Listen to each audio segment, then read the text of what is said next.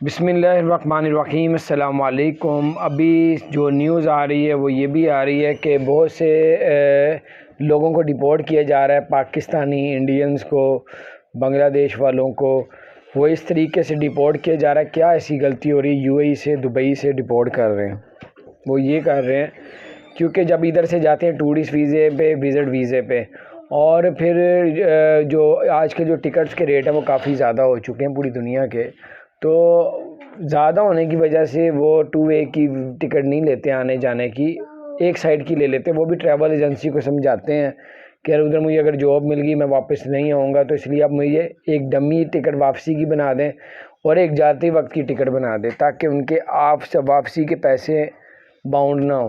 تو پھر ایک سائڈ کی ٹکٹ لے لیتے ہیں۔ جب ڈمی ٹکٹ ساتھ لے کے جاتے ہیں تو وہ ڈمی ٹکٹ پکڑی جاتی ہے، وہاں پہ جاتے ہیں تو جب وہاں پہ وہ چیک کرتے ہیں تو پتہ چلتا ہے کہ جناب یہ تو جانے کی واپسی کی ٹکٹ بنائی نہیں انہوں نے، صرف آنے کی ٹکٹ ہے۔ اس کا مطلب یہ یہاں پہ چھپنا چاہ رہا ہے، یہاں پہ رہنا چاہ رہا ہے، تو پھر اس کو ایئرپورٹ سے ڈیپورٹ کیا جاتا ہے۔